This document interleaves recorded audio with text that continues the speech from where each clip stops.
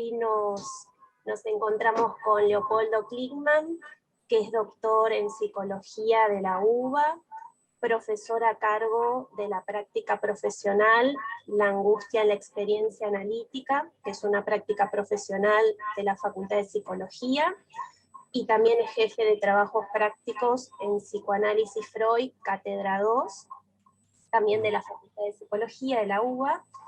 Es supervisor y docente de residentes y concurrentes, y también es coordinador de la residencia en psicología de la UBA. Y el tema que él propuso para esta conversación es transferencia y acto analítico. Así que te escuchamos. Bueno, en principio, gracias por la invitación, gracias May, gracias Fabián. Bueno, es una alegría estar acá en el hospital con ustedes, de algún modo acá en el hospital, ¿no? Virtualmente. Así que, bueno, el tema que habíamos delineado para trabajar hoy era acto y transferencia. Yo le agregué después un término para tomar un sesgo que me parece que, porque es un tema muy amplio, donde se podrían desarrollar muchas cuestiones. Entonces, voy a tomar un sesgo particular, que es la relación entre el acto, la transferencia y el actuar. O sea que le voy a agregar este tercer término, que está en relación... ¿Hay algún micrófono abierto? ¿Ustedes lo escuchan? Porque... Ahí está. Gracias, Nancy. Entonces voy a tomar este sesgo que incluye un contrapunto con el actuar, porque me parece que le da una vertiente más clínica y por ahí para la conversación va a ser más interesante. Y en relación a eso, lo que les pido, por favor no me dejen hablar durante 1 hora y media o durante 1 hora, el tiempo que sea, pero sí, tratemos de ir haciéndolo conversado. Cuando hay alguna cuestión que quieren decir, aportar, preguntar, lo que sea, se desmutean y preguntan, ¿sí? No, digamos, no hay ningún problema con que me interrumpan, al contrario, prefiero que me interrumpan y vamos charlando. Así que, bueno, en principio, el tema del acto en relación a la transferencia y al actuar. Hay una zona de problemas que me parece interesante, no desarrollar, pero por lo menos traerla a mención, que es que, por lo menos en sus inicios, y me parece que esto cobró un lugar muy importante dentro del lacanismo durante muchos años, es que en sus inicios el acto estuvo más que nada asociado con las finalizaciones de los análisis, ¿no? O sea que esto no es exclusivamente así desde ya, pero por lo menos dentro de ciertos textos, incluso hay un libro muy conocido, que es el de Síntoma y Fantasma, donde Miller desarrolla esta idea, y entonces tenemos toda una dirección que después a mí me da la impresión de que Miller no sigue por esa vía. Sin embargo, me parece que eso dejó una marca en el sentido de ubicar que la entrada es por el síntoma y la salida es por el fantasma, y el acto analítico precisa una operación respecto del fantasma y las finalizaciones de los análisis, ¿sí? Digamos, no voy a trabajar esta cuestión, pero la traigo a colación porque me parece que nos da la pauta como para poder entrar al tema por un lugar, que es que, por lo menos desde mi punto de vista, el acto analítico no es una operación propia de las finalizaciones de los análisis, sino más bien que es una operación que permite delimitar el inicio de los tratamientos, el decurso de la cura y también las finalizaciones de los análisis, obviamente. De hecho, desarrollé esta idea en un libro que escribí hace un par de años, hace 3 años, y la cuestión que planteaba en ese momento es que para que haya inicio de tratamiento tiene que haber una operación respecto del objeto, ¿sí? Eso va a estar muy en relación a lo que quiero ir trabajando. Así que voy a tomar esta vertiente en relación a cierta operación para que se produzcan los inicios de análisis, que está en relación al acto analítico, que en algunos lugares Lacan llama falso acto, en otros digamos, lo llama directamente acto analítico, pero digamos, por lo menos yo voy a entrar por esa vía. Bien, y voy a empezar con el actuar. No voy a empezar ni con el acto ni con la transferencia. El actuar a partir de una referencia que seguramente conocen, que es la del seminario 10, donde Lacan dice que actuar es quitarle a la angustia su certeza. Actuar es operar una transferencia de angustia. Actuar es quitarle a la angustia su certeza, actuar es operar una transferencia de angustia. Esto está en el seminario 10, si mal no recuerdo, en la clase 6. Cualquier cosa después, si quieren la referencia, la busco y se las paso. Bien, entonces, ¿por qué entro por acá? Porque uno podría preguntarle a Lacan si siempre el actuar es quitarle la angustia a su certeza y siempre el actuar es operar una transferencia de angustia. Y yo pienso que habría que responder que no, que hay toda una serie de cuestiones que podemos pensar en el marco de la clínica que nos llevan por otro lado.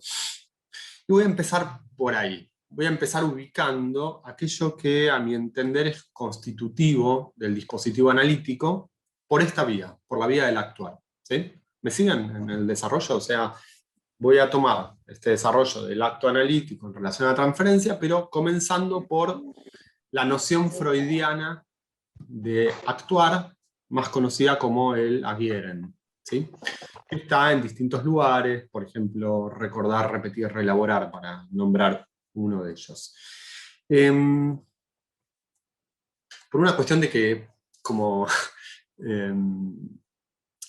el ingreso al Zoom es público, porque estaba la clave, y no sé más cómo lo manejan eso, pero prefiero, cuando vaya a charlar de casos, hacer referencia a casos publicados y casos conocidos, por lo menos por muchos de nosotros, porque me parece que es un espacio muy abierto, ¿no? Así que cualquier cosa en todo caso quedará para otra ocasión, un espacio presencial y más íntimo, otro tipo de relatos, pero acá me voy a referir solamente a textos publicados, en particular de Freud.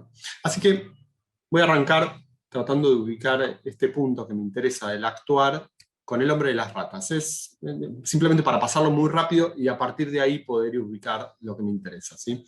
Entonces, ¿se acuerdan que con El hombre de las ratas, en la tercera entrevista, Freud puede ubicar la operación que permite dar inicio al tratamiento? ¿Se acuerdan a qué me refiero? Que el hombre de las ratas, en primer lugar, le dice a Freud que leyó todas sus obras. Freud, de alguna manera, no toma esa vía, la desautoriza, dice que no es por ahí.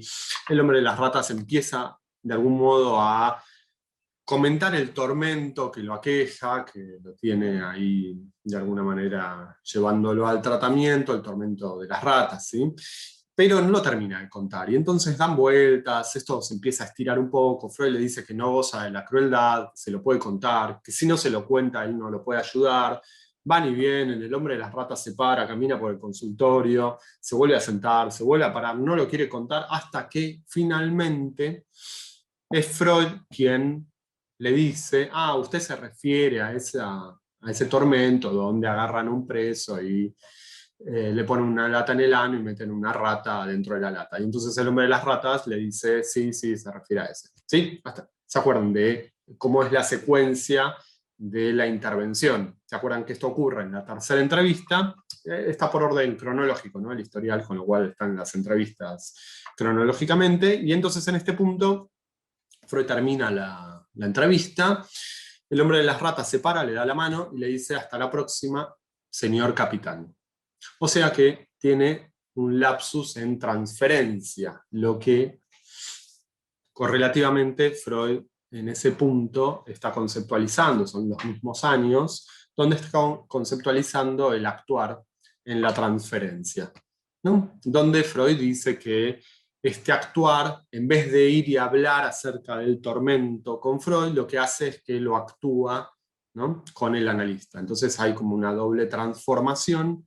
En vez de hablar de algo, muestra a alguien, ¿sí? Entonces es esta orden de mostración que toma este valor del acto, pero del acto en el sentido del actuar.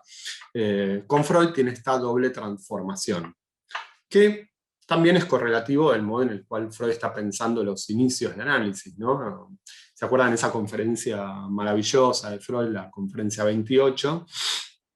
Donde Freud plantea que el inicio del análisis ocurre en ese momento en que la libido pasa del síntoma, en este caso del tormento, que no es exactamente un síntoma, pero es aquello que toma la forma del síntoma, pasa la libido del síntoma al analista, que se constituye como ese nuevo objeto alrededor del cual ahora gira la batalla, ¿no? Se entabla esta batalla de la transferencia, y entonces ahí aparece la neurosis de transferencia como un producto artificial del análisis. Bien. ¿Hasta acá alguna duda? ¿Alguna cuestión? Digo, me parece que es como una zona más conocida, ¿no? Lo que quiero ubicar con esto, porque Lacan lo relee en muchos momentos y en distintos lugares, Freud acá ubica esta dimensión del actuar con el Agieren, ¿sí? Este actuar con el analista, y Lacan introduce una noción que a mí siempre me resultó muy interesante, que es la de filigrana, ¿no? ¿Saben qué es la filigrana? Sí. No. Charlamos. La filigrana es, ¿vieron cuando uno pone una hoja de papel a trasluz y se ven las marcas de agua, las marcas de impresión de la hoja? Esa es la filigrana, donde uno puede ver a través de la hoja que están esas marcas, ¿sí? Es decir, la hoja es porosa, se deja atravesar, ¿sí? Esta es la idea de la filigrana, donde uno puede leer esas marcas de producción de la hoja de papel. Y entonces Lacan lo toma para ubicar que la transferencia se puede armar o bien bajo la forma de la filigrana, o bien con una demanda directa, ¿sí? Entonces Lacan establece estas cuestiones que de alguna manera retoman lo que Freud estaba planteando, porque la transferencia se organiza o bien con una demanda, pero demanda no directa, sino demanda en filigrana, es decir, que hay algo que se deja atravesar, que es el cifrado inconsciente, que el analista no vale en tanto su persona, sino que viene al lugar de, ¿sí? O con una demanda directa, que este es el otro eje de lo que quiero trabajar, ¿sí? Me parece que la noción de filigrana de alguna manera organiza todo lo que quiero que charlemos, porque abre dos caminos posibles por los cuales para Lacan se establece la transferencia. O bien vía cifrado inconsciente, donde el analista viene al lugar de una representación, o bien por demanda directa, ¿sí? Demanda directa donde toca a su persona y el analista ahí no está en ese punto frecuentemente ubicado en relación al espejo, ¿sí? Sino que más bien vale como un objeto en otro sentido, ¿sí? Esto lo dejo para dentro de un ratito. ¿Se entiende la noción de filigrana? ¿La conocían? ¿Sí? Digamos, en relación a la demanda, ¿no? ¿Se siguen? Bueno.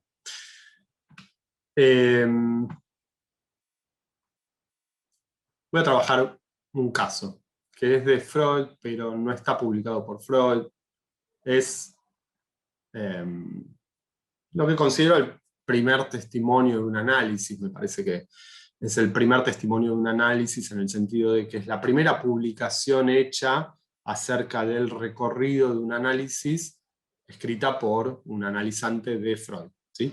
Y es el caso HD, el caso de Hilda Doolittle, que está publicado en un libro que se llama HD, Tributo a Freud, que me parece que es muy interesante, se los recomiendo muchísimo. Si no lo tienen, creo que lo tengo en PDF, en todo caso se los puedo acercar, pero la verdad es que es muy recomendable, no solamente por ser el primer testimonio de un análisis, sino porque me parece que ahí aparecen toda una serie de intervenciones de Freud que permiten ubicar lo que desde Lacan le diríamos como acto analítico, ¿sí? Es decir, esas intervenciones que no van en la vía de aportar sentido. Bueno, HD. HD es una paciente que consulta a Freud en dos momentos, uno muy breve y uno un poquito más largo, pero más largo en los términos de los tiempos de análisis freudianos, ¿sí? En total dura 1 año el tratamiento y es un tratamiento finalizado. Consulta entre los años 33 y 34. Y básicamente lo que ocurre al inicio es que ella se presenta con toda una serie de alucinaciones visuales. Solamente visuales. Freud la escucha y la toma en tratamiento. Acá me parece que hay que tener en cuenta la posición freudiana en relación a la psicosis. ¿Sí? Freud no era muy optimista en relación a los tratamientos de psicosis. Es distinta la posición que tiene Freud respecto de la que tiene Lacan, por ejemplo. Pero Freud la toma en tratamiento, y no solo que la toma en tratamiento, sino que la pasa a diván. Es decir, me parece que eso ya nos da la pauta de que para Freud el diagnóstico era de una neurosis, ¿sí? Neurosis de transferencia. Sin embargo, ella se presenta con una serie de alucinaciones visuales que tienen cierta característica, que es que son escrituras, que ella va caminando por la calle y ve escrituras en las paredes. De hecho, el libro, uno de los libros que ella escribe se llama Escritos en las paredes. Entonces lo consulta Freud porque está muy aquejada por esta cuestión. El tratamiento no avanza, ¿sí? Todo esto está referido por ella, que tomaba nota luego de cada una de las sesiones en relación a las cosas que Freud le decía, las intervenciones que Freud hacía, cómo ella iba pensando lo que ocurría a lo largo del tratamiento. O sea, está muy detallado y muy bien escrito además. Ella, digamos, era escritora y del movimiento imaginista de Estados Unidos, tiene como un recorrido dentro de la poesía súper interesante, y el libro está realmente muy bien escrito, y ella va dando cuenta de estos movimientos. Y entonces el primer movimiento es que justamente no hay movimiento, se estanca el tratamiento, de entrada, o sea, nunca se termina de instituir la transferencia, por lo menos en un primer momento, ¿sí? Entonces aparecen las alucinaciones visuales, estas escrituras en las paredes, momento de estancamiento, hasta que Freud se ve que estaba un poquito ofuscado por esta situación, golpea el diván y le dice: el problema es que siendo yo un hombre viejo, usted no cree que valga la pena amarme. Freud tenía 70 años más o menos, y Hilda tendría unos 30, pero bueno, independientemente del registro de la realidad, Freud le dice esto, ¿sí? El problema es que siendo yo un hombre viejo, usted no cree que valga la pena amarme. Hilda sale un poco conmovida de esa sesión, vuelve la vez siguiente, o sea, Freud produce un corte de sesión, Hilda vuelve la vez siguiente con toda una serie de sueños. Sueños en los que Freud recorta un rasgo.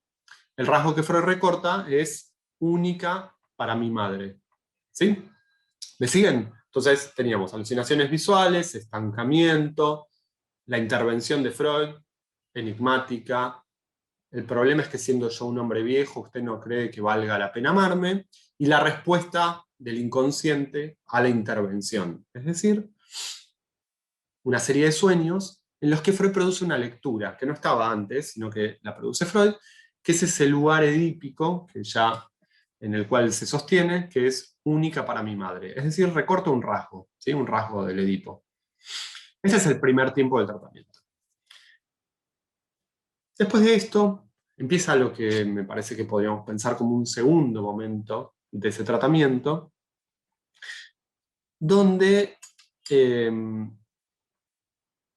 las sesiones transcurren alrededor de un personaje, las sesiones y los capítulos del libro, ¿no? Porque se vuelve realmente muy insistente con un personaje que era el paciente que venía antes que ella.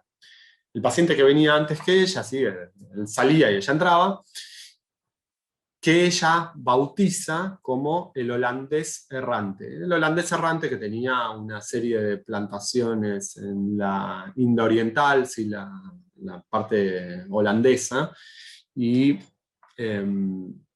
tenía un avioncito, entonces viajaba a sus plantaciones y después volvía, entonces viajaba para ir a analizarse con Freud todas las semanas, iba y volvía, y ella se la pasaba todas sus sesiones durante este segundo tiempo hablando acerca de este personaje. Este personaje que, al decir de ella, la cito textual, según el testimonio de ella, dice: él es único para usted. ¿Por qué es único? Porque es quien está destinado a levantar la antorcha del psicoanálisis. Es decir, ella tenía la idea de que no era ni Jung, ni Adler, ni ninguno de todos los que estaban alrededor de Freud en ese momento, sino que era este paciente que era quien iba a llevar la antorcha del psicoanálisis y que era único para Freud, ¿sí? O sea, ocupaba este rasgo que Freud había leído en ella, ese rasgo edípico. Ahora empieza a aparecer respecto de este personaje que es el holandés errante.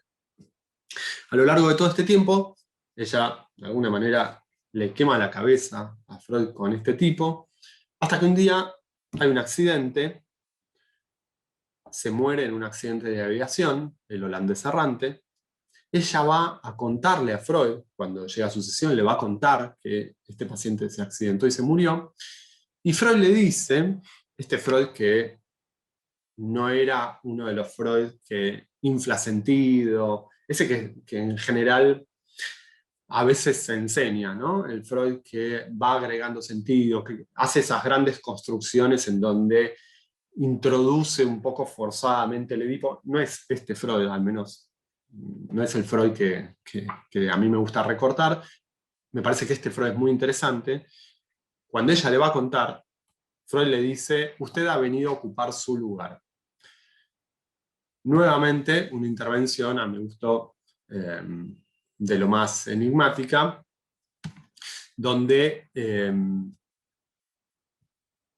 nuevamente sale conmovida y empieza el tercer momento del tratamiento, ¿sí? Digamos, en este punto después en todo caso lo podemos charlar, me parece interesante el valor que Freud le da a este rasgo, que era el rasgo de única, que después ella ubica respecto del holandés errante, que el holandés errante se accidenta, que ella se lo va a contar y que él le dice: usted ha venido a ocupar su lugar, y no se entiende si es su lugar en el horario de sesión, si es el horario en el lugar en el diván, o si ella es la destinada a levantar la antorcha del psicoanálisis o la preferida de Freud. Vaya a saber uno qué le estaba diciendo Freud, pero la cuestión es que la intervención, por los efectos que tiene, me parece que es muy interesante. Nuevamente Freud interviene por la vía del enigma, y empieza el tercer momento del tratamiento. Tercer momento que es muy breve. Viena está sitiada por los nazis.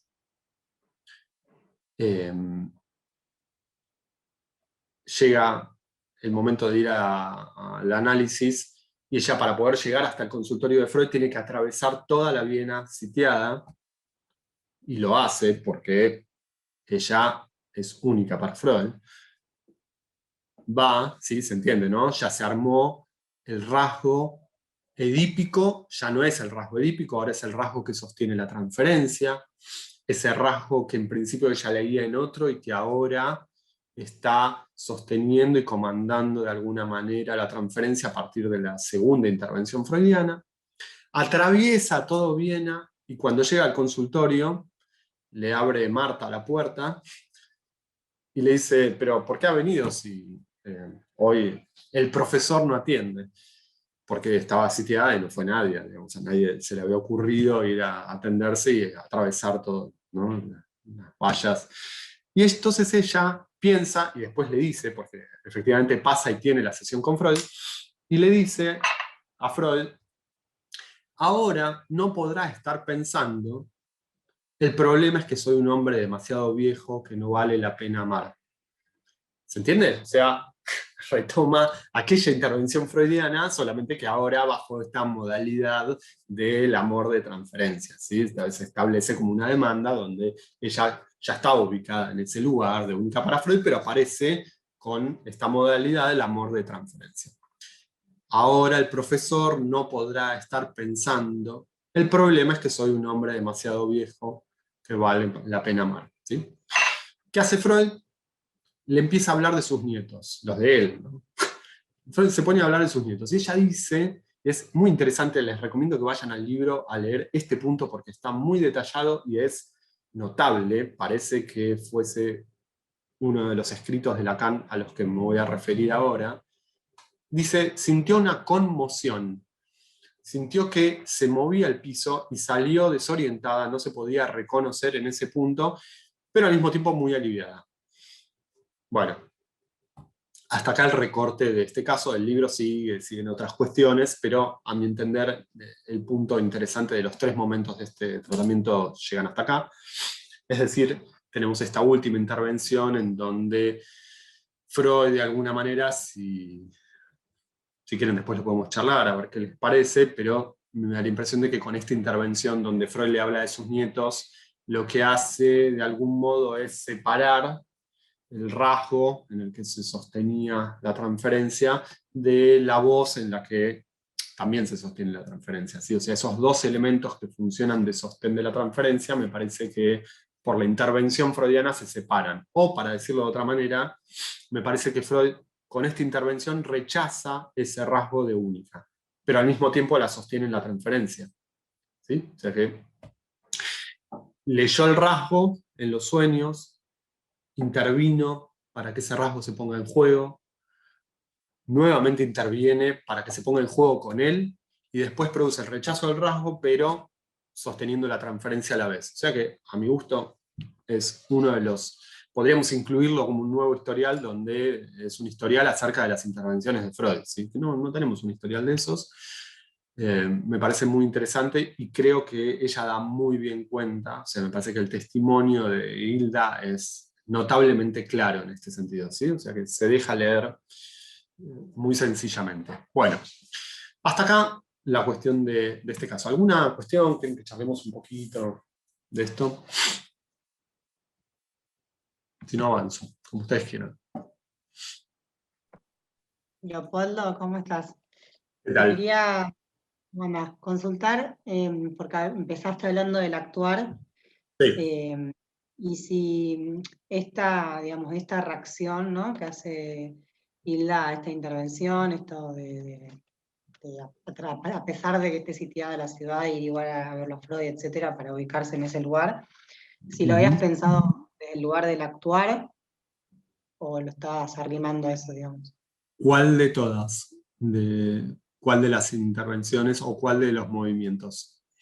No, esto que ella, digamos, va al consultorio, un El último. poco, el último, sí, a modo de excepción, donde le dice, bueno, ahora sí, usted no puede pensar, ¿no? Ujú. Que no es un hombre. Ujú.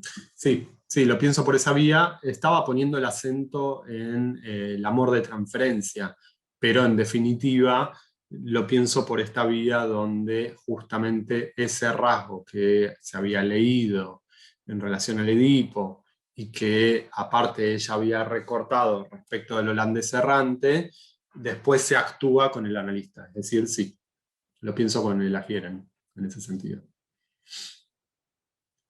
Entonces ubicaría por un lado la dimensión del actuar en transferencia por esa vía, y por otro lado la dimensión del acto analítico, sí que del lado de Freud, en esta serie de intervenciones, que no son todas iguales, ¿sí? Porque me parece que todas suponen la dimensión del enigma, sin embargo, el texto que introduce Freud no es el mismo, es decir, no apunta a lo mismo. En un caso lee un rasgo edípico, en el otro yo creo que tira la caña de pescar en la primera, ¿no? El problema es que siendo yo un hombre viejo, usted no cree que valga la pena amarme. Hay que ver que había escuchado Freud en ese punto, no está en el testimonio, no aparece, no hay duda de que tiene un valor enigmático para ella por el efecto que produce. Sin embargo, me parece que el texto es muy distinto a cuando se pone a hablar acerca de sus propios nietos, ¿sí? Entonces, bueno, sí. Pero de cualquier manera, en relación a lo que preguntás, sí lo pienso por esa vía. ¿Se te había ocurrido de algún otro modo leerlo? No, también lo había pensado desde ese lugar.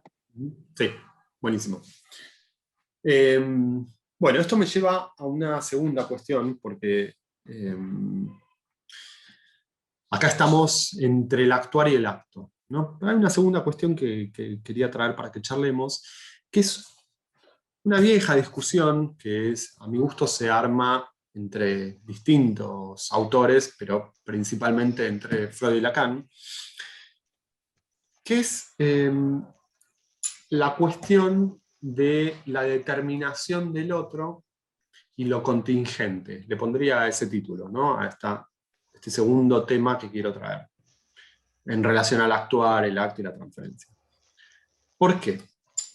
Porque vieron que, o por lo menos yo tengo la lectura de que para Freud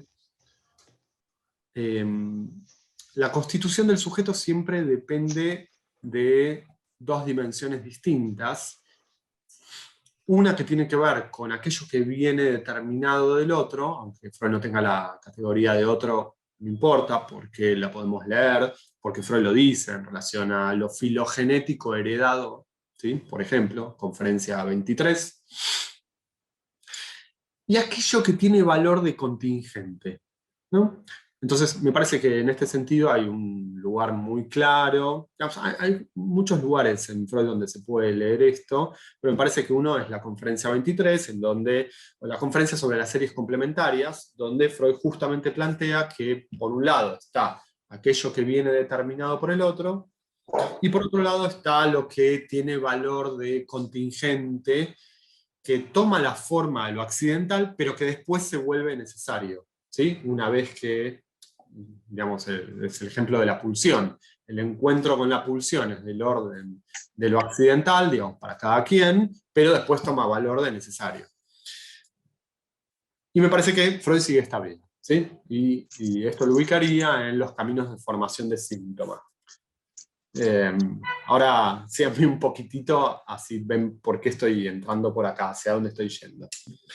Me parece que Lacan tiene una posición distinta, por lo menos al inicio.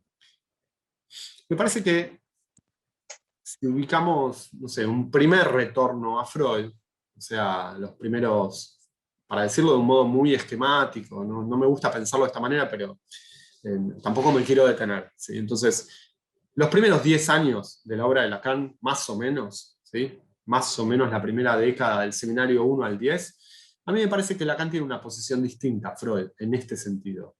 Y tiene razones para tener una posición distinta, porque en la discusión con los post-freudianos, por toda una serie de cuestiones teóricas, políticas, sí, o sea, están las cuestiones conceptuales, pero también están las cuestiones políticas, me parece que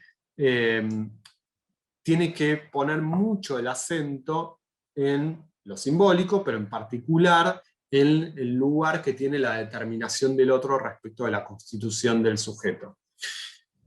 El seminario 2 me parece que en este sentido es paradigmático, no solamente porque el esquema lambda ordena las cosas de esta manera, sino porque cuando termina el seminario y Lacan delinea y va desarrollando lo que entiende en ese momento por la finalización de un análisis, entonces lo que dice es que se trata de asumir ese lugar que se tiene respecto de esos otros, en plural lo dice, primordiales, ¿no? Entonces, la determinación del sujeto es casi absoluta, uno podría pensar, a esa altura, ¿no? El yo está determinado por el otro, el sujeto también, el sujeto como efecto de la cadena significante, ¿sí? Entonces me parece que, por lo menos durante todo un tramo, Lacan tiene esa posición, distinta de la de Freud. Hasta cierto momento, donde empieza a aparecer otro desarrollo, que es el que me interesa. Por ejemplo, digamos, en principio en el seminario 10, cuando Lacan empieza a ubicar la relación entre el objeto y la angustia, a mi entender ahí ya tiene un pie afuera de esta idea. En el seminario 11 ya directamente me parece que tiene una posición mucho más cercana a Freud, cuando, por ejemplo, trae esta pregunta del niño dirigida al otro, de ¿puedes perderme? ¿Por qué? ¿Por qué traigo esto? Porque me parece que hay dos dimensiones del sujeto que son las que tendríamos que de alguna manera charlar para pensar la dimensión del acto y del actuar. La primera cuestión es al sujeto como efecto de la cadena significante, es decir, al sujeto alienado a los significantes de la demanda materna. ¿Lo puedo decir así? Pero después hay otra dimensión del sujeto, que es la que aparece por la vía de una pregunta tácita en general, que es la pregunta de si el sujeto tiene alguna existencia por fuera de los significantes de la demanda materna. ¿Me siguen en la pregunta y en el desarrollo? Estoy como tratando de ubicar la zona de problemas y ahora yendo a lo que quiero proponerles pensar. Pero ¿se entiende cuál es el problema? Las dos posiciones distintas, si están de acuerdo, lo leen de otra manera. Charlemos un poquito de esto antes de que avance.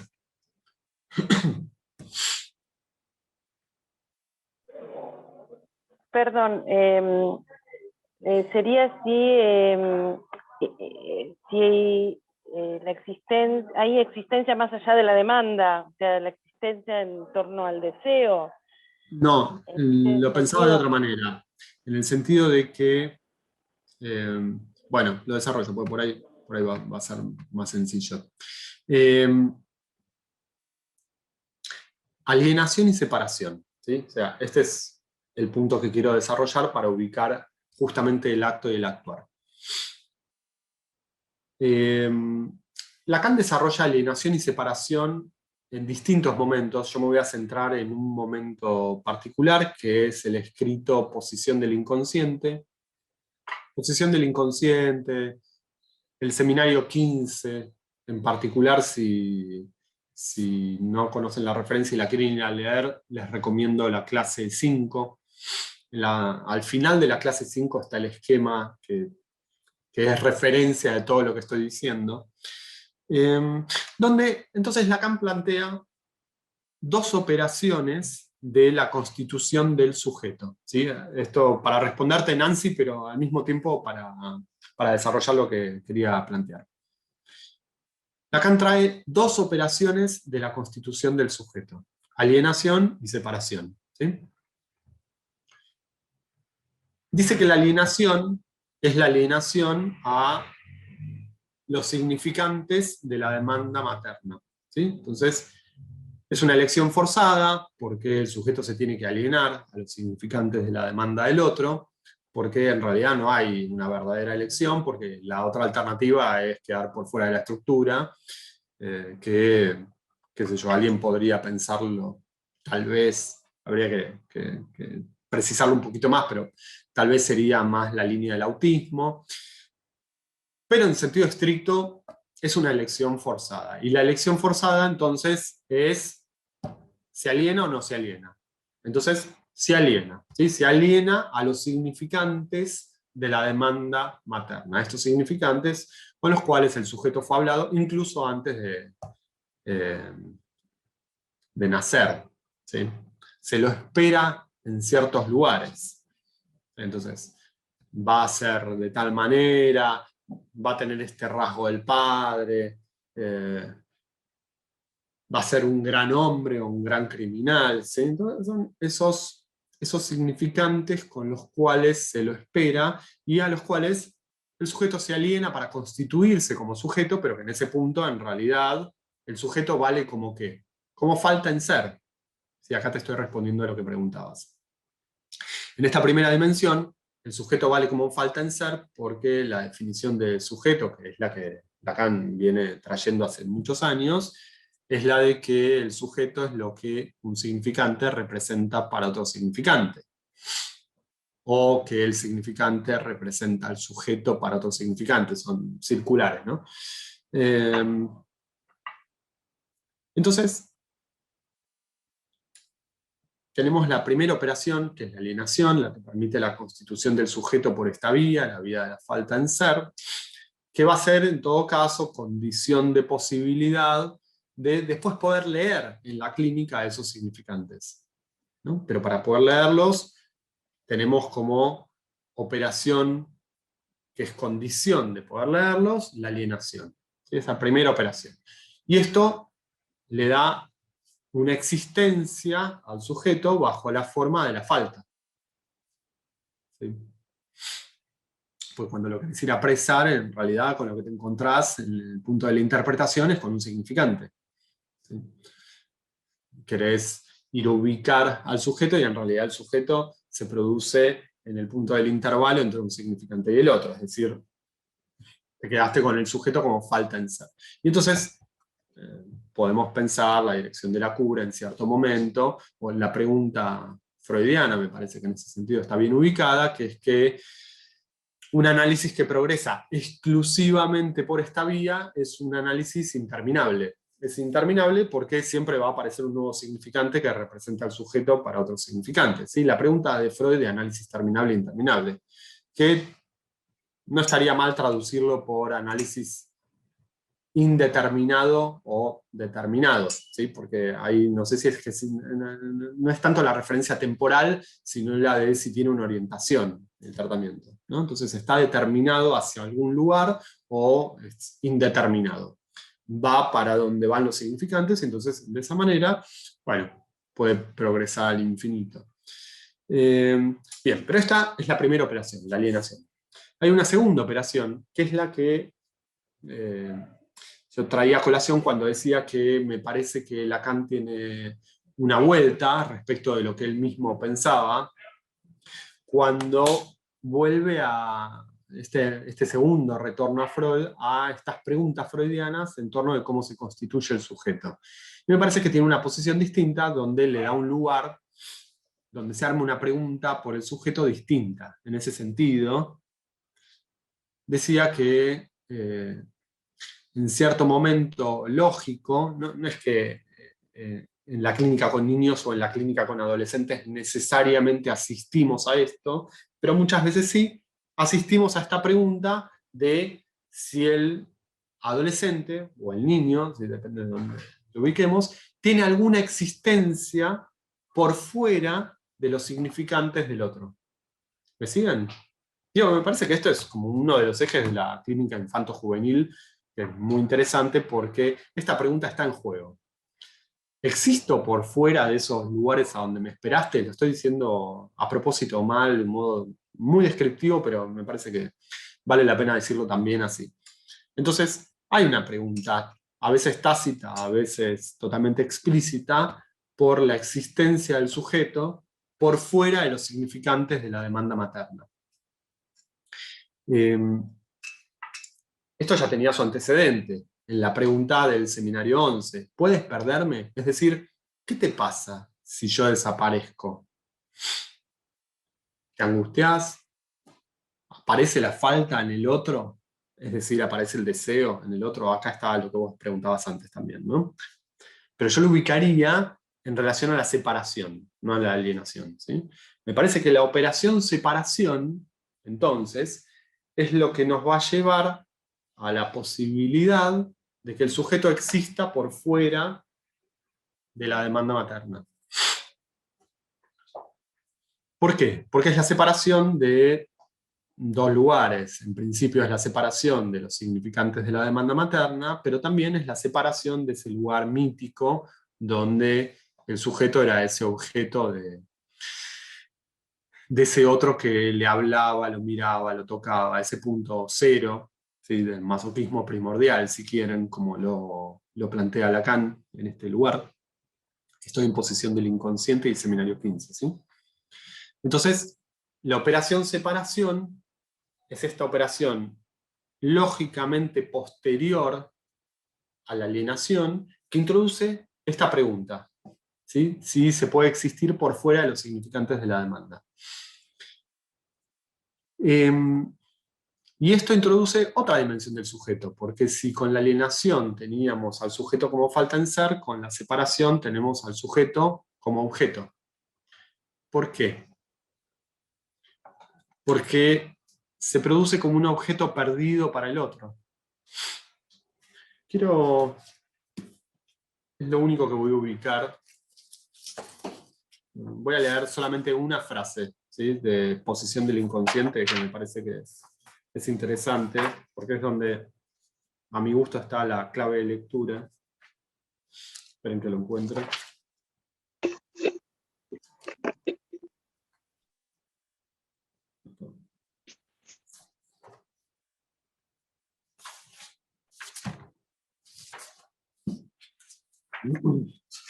No la tenía marcada, así que denme un segundito. Acá está.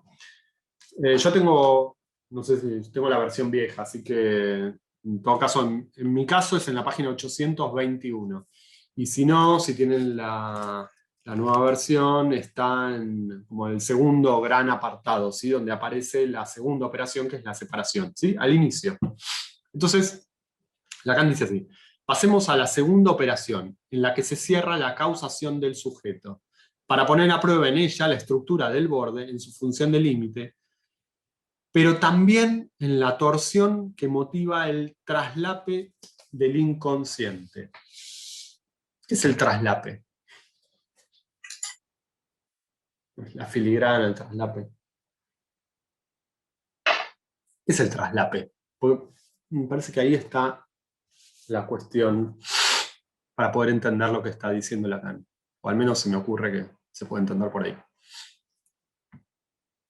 Yo lo tuve que ir a buscar, porque no tenía ni idea. El traslape es, ¿vieron los techos a dos aguas con tejas? Cuando se arma un techo con tejas, las tejas no se ponen así. ¿Se alcanza a ver? Las tejas se ponen así, ¿no? Es decir, una sobre otra. Hay una superposición, que es la idea que está tratando de traer Lacan acá, a mi entender. Es decir, va a interrogar la falta en el otro superponiendo su propia pérdida. O lo digo al revés. Se pierde a sí mismo, juega a hacerse desaparecer para interrogar el deseo del otro. ¿Se entiende que hay una superposición de dos faltas? Es la pérdida del sujeto, que se produce como un objeto perdido, y de esa manera interroga la falta en el otro.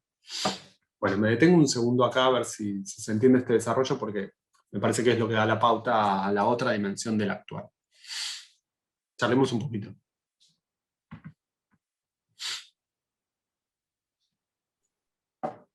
Pensaba en... ¿Se escucha? Sí, perfecto. No, pensaba en relación a esto, ¿no? A la superposición. Se me venía todo el tiempo a la cabeza el Fordá, Freud sitúa, ¿no? que el niño se hace desaparecer frente al espejo, ¿no? Y la madre vuelve que le dice bebé o, ¿no? O sea, cómo él pone en juego su falta, pero en relación también hacia él le hizo falta a la madre. Totalmente. Y viste que hay dos lecturas del Fordá en principio. Está la que introduce Freud en Más allá del principio del placer, donde Freud dice que el Ford es el intento de simbolizar la ausencia de la madre, y que entonces aquello que desaparece, el carretel representa a la madre, dice Freud, lo dice así, ¿no? Entonces es un intento de simbolización de la ausencia. Y Lacan tiene una lectura distinta, porque dice que no, que en realidad el carretel es el niño, y dice que justamente está simbolizando la ausencia, ¿sí?, de la propia pérdida, y ahí viene lo que vos traés, que es que una cosa es el juego del carretel cuando juega a hacer desaparecer el carretel, y otra cosa es lo que Freud dice a pie de página. Me parece súper interesante lo que traes, lo que dice Freud a pie de página, donde juega a hacerse desaparecer a sí mismo, porque se acuerdan que lo que Freud dice al pie es otro juego, no es el juego de hacer desaparecer el carretel y decir Ford, sino que es ponerse frente al espejo y hacer desaparecer su propia imagen, es decir, correrse y decir Ford, es decir, juega a hacerse desaparecer a sí mismo. Y esto va más con la lectura de Lacan. Lo que está intentando simbolizar más bien es la posibilidad de perderse, y de esa manera, estoy de acuerdo con lo que decís, Maggie, simbolizar a ver qué pasa con esa falta en el otro. Pero entonces hay una superposición de dos faltas. A una la llamamos pérdida para poder diferenciarlas, pero entonces es que se pierde a sí mismo, se hace desaparecer para interrogar la falta en el otro. Entiendo que el traslape está ubicado ahí por esta razón. Esto puede adoptar modalidades más o menos dramáticas, ¿no? Porque vamos desde el juego de las escondidas, donde juega a hacerse desaparecer y que el otro no lo encuentre, ¿no? Y irse y dejarlo al otro buscándolo a ver si me viene a buscar o no, a situaciones más complejas que, por supuesto, son las que podríamos leer por la vía del pasaje al acto. Bueno, en relación a eso pensaba, digamos, si la clave no es la respuesta con la que se encuentra, ¿no? Frente a esa pregunta de ¿puedes perderme? ¿Qué es lo que le torna también? Y en ese punto me parece que no es lo mismo lo que vuelva del otro como sanción de ese juego de hacerse desaparecer. Es decir, no da igual cuál sea la respuesta del otro frente a esta pregunta.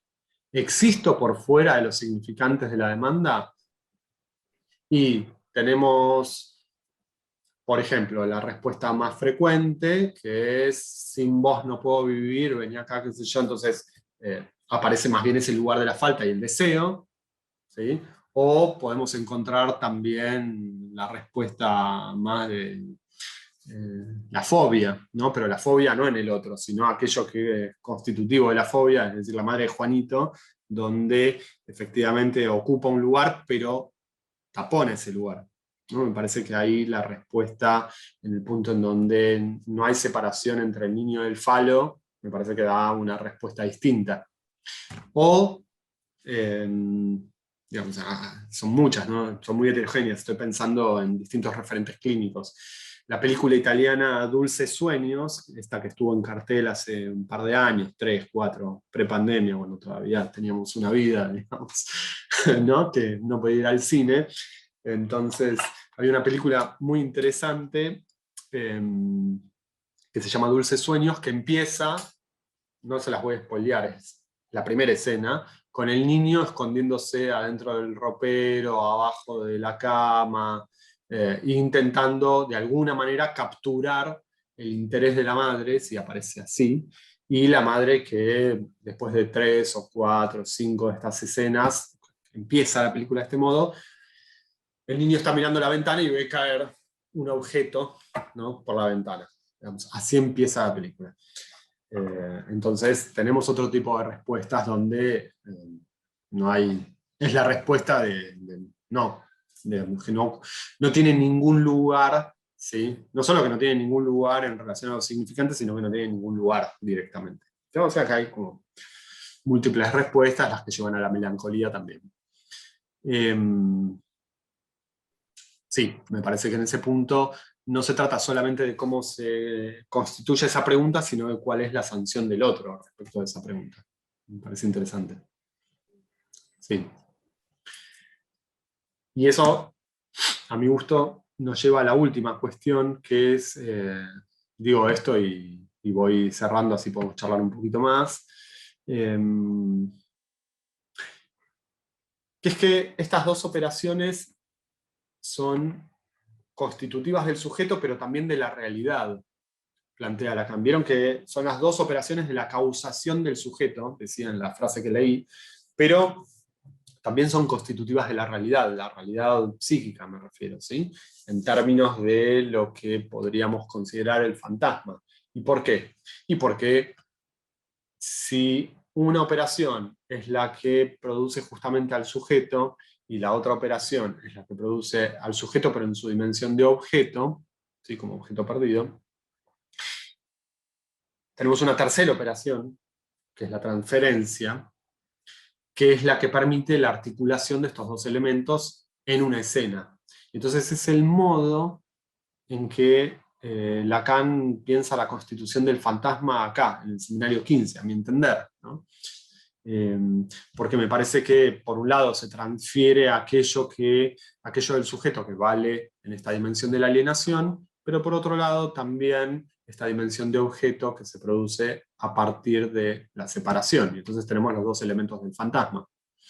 Entonces es constitutivo, digamos, son las operaciones de la causación del sujeto, pero además de la realidad fantasmática. Y eso se produce vía esta tercera operación, que es la que acabo de llamar transferencia, justamente. Y es muy interesante porque Lacan no es explícito, nunca es explícito, ¿no?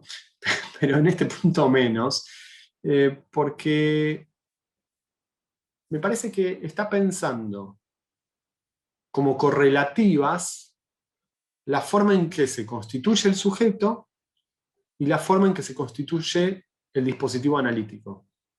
Es decir, con las mismas operaciones. Porque se tienen que poner en juego en el dispositivo analítico estas operaciones, para que podamos pensarlo como tal. ¿Sí? En el sentido de que se incluya esta escena en el dispositivo. Entonces, el analista tiene que tener algún lugar en relación a esta escena fantasmática y a estas operaciones que se ponen en juego. En el caso del hombre de las ratas estaba muy claro, que es que Freud va a ocupar el lugar de esa representación privilegiada, lo digo en términos freudianos, esa representación reprimida, privilegiada, que va por la vía del capitán cruel, ¿no? Me parece que ahí era muy claro y que ese es el motor de la transferencia. Pero después, yo pienso que con eso no alcanza, porque también está la dimensión del objeto en juego en los inicios del análisis. Y acá vuelvo a lo primero que planteé, ¿sí? Que yo pienso que tiene que haber una operación respecto del objeto para que se dé inicio a un análisis. Y es lo que me parece que en algunos casos no termina de ocurrir.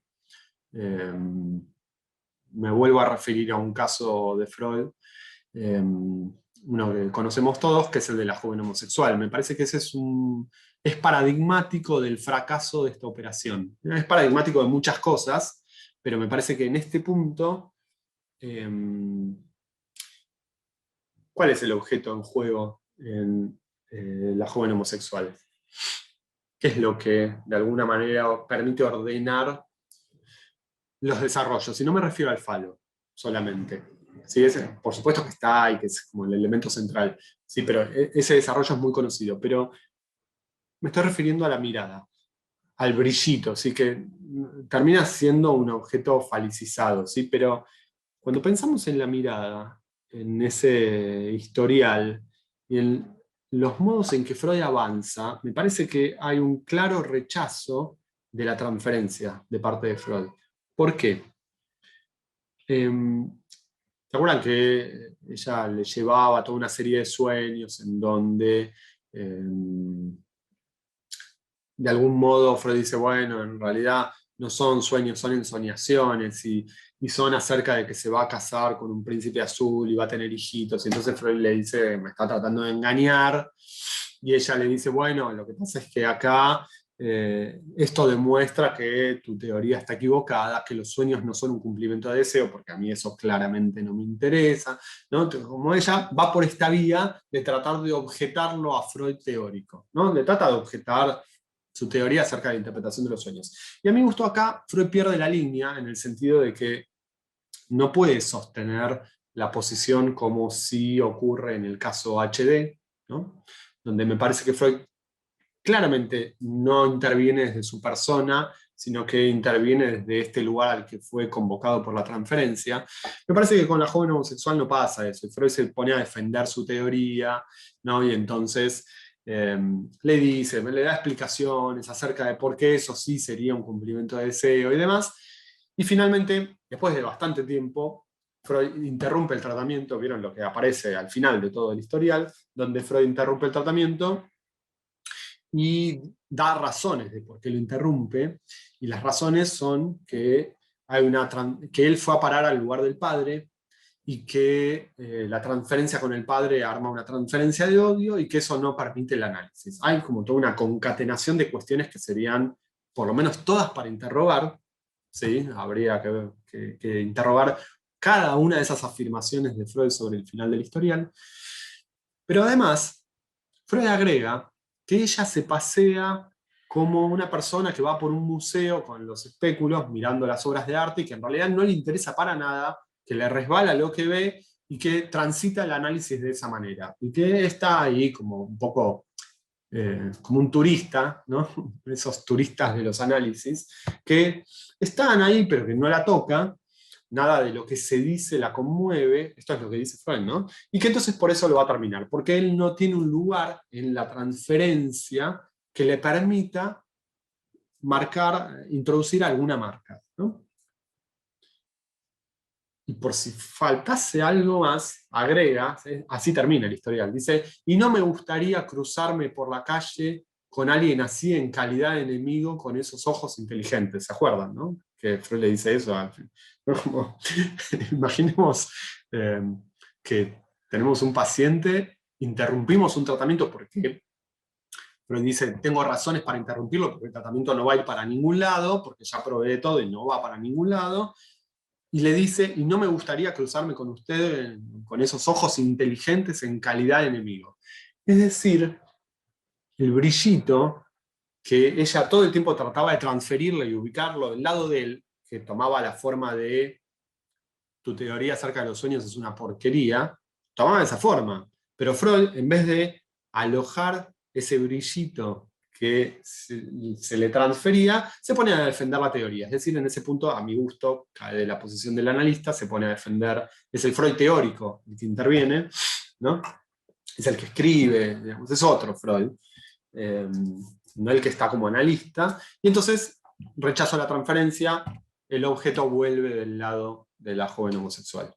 ¿Sí? Me parece que ese es el punto en donde no se termina de producir esto que estoy llamando la operación sobre el objeto, que en definitiva se había producido, estaba ahí en ciernes, digamos, con estas cuestiones que ella lo traía y lo pinchaba. Lo que pasa es que, bueno, por ahí para Freud no era sencillo de poner un poco su teoría en ese momento, ¿no? y sostener la posición analítica. Pero bueno, se produce un rechazo de la transferencia y finalización, interrupción del tratamiento. Con lo cual, hay un pasaje al acto del lado de Freud, en este punto, ¿no? Porque es Freud el que nuevamente la deja caer. Primero la había dejado caer, en teoría, el padre, si es que alguna vez se encontraron en ese famoso puente. Según la joven homosexual, en su autobiografía nunca se encontraron. O sí, vieron que tiene como esa... Primero dice que nunca se encontraron, que ella estaba con la Cocotte caminando por el puente, y después dice, bueno, en realidad sí, pero él nunca nos vio. En realidad es ella, la Cocotte, la que me mira con esa mirada que, bueno, la mirada furibunda que da del lado de la Cocotte. Este es el relato de la joven homosexual 50 años después, ¿no? Cuando escribe la autobiografía, cuando la entrevistan. Y que entonces, como la Cocotte se enoja porque está un poco cansada de que ella no la quiera mostrar públicamente, cosa que en realidad hacía todo el tiempo, pero que no quiera sostener esa relación frente a la mirada del padre, y que ella huya de la mirada del padre, entonces se cansa y le dice que se terminó. Y entonces ahí es donde la joven homosexual camina y, bien, pasaje al acto. Pero me parece que en este punto Freud tiene un segundo pasaje al acto. Entonces, más que sostener el acto analítico, está en la dimensión tampoco del actuar de la Gieren que habíamos ubicado antes, sino más bien en un pasaje al acto del lado del analista, ¿no? Donde la deja caer diciéndole esta barbaridad de que no le gustaría cruzarse con alguien con esos ojos inteligentes en calidad de enemigo. Bueno, habría un montón de cuestiones para desarrollar, pero prefiero frenar acá, parece que ya es un montón, y charlemos un poquito si quieren.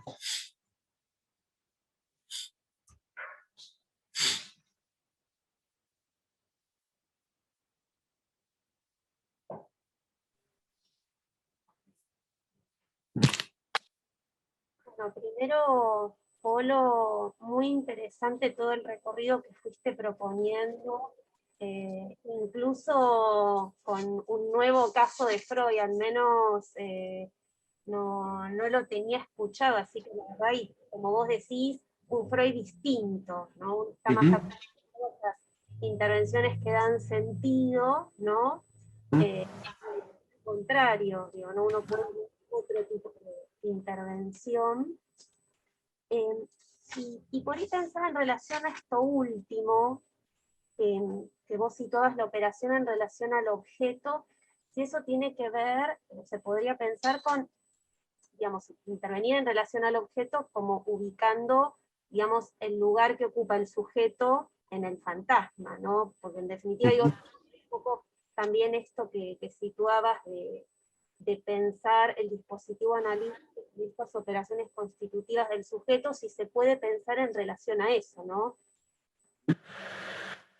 Sí, me parece que, o sea, yo pienso los inicios de análisis, inicios en plural, porque me parece que esto va a tomar diferentes formas en cada caso, pero en definitiva, si hay una cuestión común en relación a este tema, es que me parece que tiene que haber una operación sobre el objeto que va en esa línea, en la línea de que el analista pase a hacerse cargo de esa libido. Es decir, pienso que es una lectura que Lacan está haciendo y recreando de la conferencia 28 de la cual partí.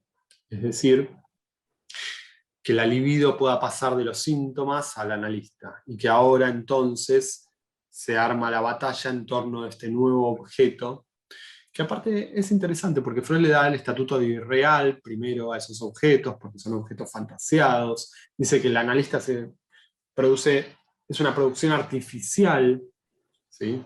Artificial en el sentido del artificio, ese artificio que se arma en la transferencia. Y me parece que sí, que efectivamente es el analista el que viene a ocupar este lugar. Que la operación sobre el objeto es poder hacer una operación para ocupar ese lugar. Y después está, en todo caso, otra dimensión del acto, que vendrá a lo largo del discurso de la cura, que digamos, no me voy a meter ahora, pero que iría más en la vía del análisis de la transferencia. ¿Vieron esa definición de la dirección de la cura del seminario 8, donde dice que el análisis es el análisis de la transferencia en el campo del otro? Es decir, que solo se puede analizar ese lugar, ese objeto que fui para el otro, en el campo del otro. O sea que si no está la transferencia mediante, no se puede. Tiene que producirse esa transferencia a quien va a sostener ese lugar para que entonces eso sea analizable. Y me parece que por otro lado, esto es acorde a ese efecto que muchas veces podemos leer y al que se puede asistir en los análisis, de un efecto donde, bueno, las cosas mejoran cuando se arma la transferencia. Mejor, lo digo en un sentido muy descriptivo, ¿no? Pero mejoran en el sentido de que ese padecimiento abrochado al síntoma ya no está ahí.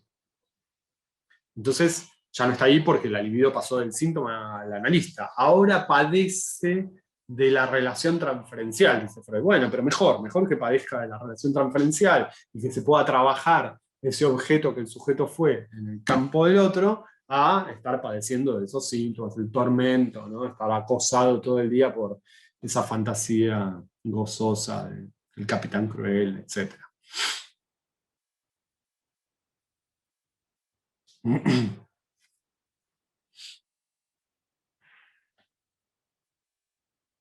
Estaba buscando el libro HD, no sé por dónde lo dejé. Estaba por acá.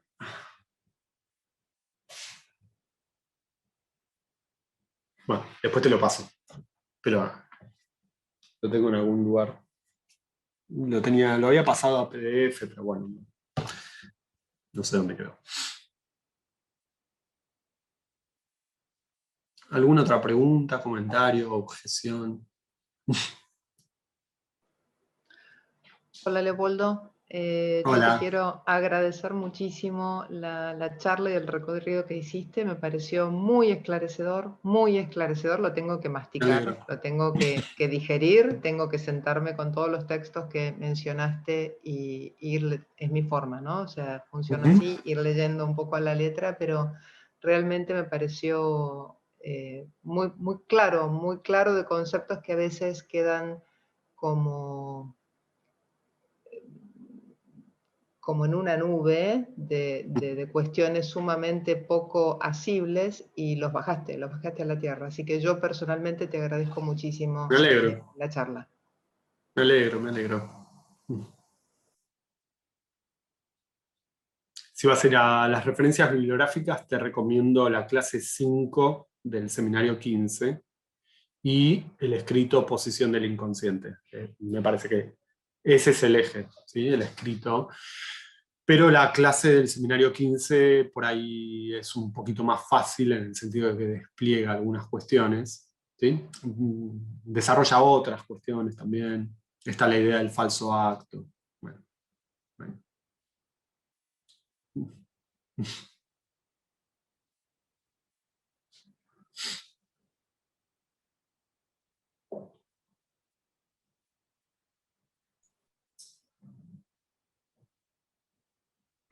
Me quedé pensando, aprovecho mientras tanto para ver si alguien tiene alguna otra. Dale. En esto que vos decías de que el analista hace una operación, digamos, para ocupar ese lugar, ¿no? En el fantasma, digo, ir a ese lugar. Y esto me hacía pensar porque Freud, cuando él define la transferencia en los escritos técnicos, él dice, bueno, el analista es colocado en una de las series psíquicas del paciente, y parece como que esto se da como por sí mismo, digamos, ¿no? Como de algún modo la libido inviste objetos, entonces invista el análisis. Pero me parece que esto que vos situás en relación a la operación del analista, también en relación a ese lugar, pensaba que es como para tornar la operativa la transferencia, porque es cierto que el analista puede ser tomado como objeto de la libido, como podría ser tomado cualquier persona, pero el punto es qué hace el analista con ese lugar al cual es. Sí, sí, me parece importante lo que traes, Mari, porque tal vez yo lo pasé un poco rápido, pero seguramente es el eje de lo que estuve diciendo, pero tal vez lo pasé un poco rápido, que es que la transferencia, si no hay una intervención, no se arma. Y es cierto lo que vos decís, que es que a veces queda esa lectura, que la transferencia se arma sola, y la transferencia no se arma sola. Traté de destacarlo en dos momentos. El primero, cuando con el hombre de las ratas, ¿no? Porque me parece que ahí es muy claro que el hombre de las ratas va y le dice a Freud que leyó todas sus obras, y Freud le dice, eso no nos va a llevar a ningún lugar. ¿Sí? Me parece que es una buena intervención de Freud porque descarta eso, porque no va por ahí, porque no es por la vía del ideal y porque se requiere alguna intervención. Freud tiene una intervención, que es justamente contar él el tormento. Es la intervención que funciona en ese caso, digamos, no se puede replicar en otro. Pero en ese caso, ese es el punto que a él le permite entrar y pasar a formarse parte de esas series psíquicas que se arman. En ese punto, el Capitán Cruel. Pero me parece mucho más claro en el caso de Hilda Doolittle. Me parece que ahí es clarísimo cómo Freud tiene muy presente que si no hay una intervención, no hay inicio de tratamiento. De hecho, el testimonio va marcando punto por punto cómo el tratamiento estaba detenido, que nunca había empezado en realidad, cómo ella estaba padeciendo toda esa serie de alucinaciones visuales, y que en el marco de toda una serie de alucinaciones visuales, de Freud un poco ofuscado porque no se arma la transferencia, no se arma a pesar de distintos intentos de Freud. Digamos, yo recorté la intervención que permite armar la transferencia, pero tiene otras, ¿sí? Pero todas las otras no van para ningún lado. Entonces, en ese punto es que aparece esta intervención donde él le dice, golpeando el diván y haciendo semblante de, ya un poco cansado de esto, le dice, el problema es que siendo yo un hombre viejo, usted no cree que valga la pena amarme. Y entonces, me parece que eso abre una puerta, porque eso por sí mismo no arma la transferencia, eso abre una puerta donde el inconsciente responde con sueños. Y Freud no se queda ahí. En esos sueños lee un rasgo, que es el rasgo edípico, que es lo que después va a pasar a formar parte del eje de la transferencia, ¿no? Ese rasgo de única para mi madre. Es decir, hay toda una sucesión de intervenciones, entonces vienen los sueños, él lee ese rasgo de única para mi madre. Después ella empieza a leer ese rasgo más bien por la vía de una demanda, ¿no? O sea, me parece que lo podemos leer como una demanda de, no, pero el que es único es él, el holandés errante es único para vos. Y entonces ahí es donde, bueno, Freud aprovecha esta tragedia del holandés errante para decirle, usted ha venido a ocupar su lugar, y ahí se arma la transferencia. Entonces, me parece interesante lo que traes como puntuación de lo que dije, porque efectivamente tiene que haber por lo menos una serie de intervenciones que son las que van a permitir armar la transferencia, que anticipadamente no se sabe por dónde viene, uno no sabe qué lugar ocupa, ¿no? Digamos, al principio estás un poco a ciegas en ese sentido, y bueno, y Freud va teniendo esta serie de intervenciones donde va pudiendo leer qué lugar tiene respecto de esta paciente. Pero sí, sin duda no se arma sola. Bueno, si no hay más preguntas, por ahí cerrar con esa idea que vos puntuaste me parece un buen modo. Bueno, sí, si alguien nos quiere hacer alguna pregunta, algún comentario, damos por cerrado el encuentro. Y bueno, nuevamente, Polo, la verdad, muchísimas gracias, porque realmente muy interesante, muy generoso, digamos, tu lectura, tus puntuaciones, las referencias, que bueno, que es un tema que estamos trabajando. Bueno, me alegro. Ojalá sirva y podremos seguir conversándolo en otro momento.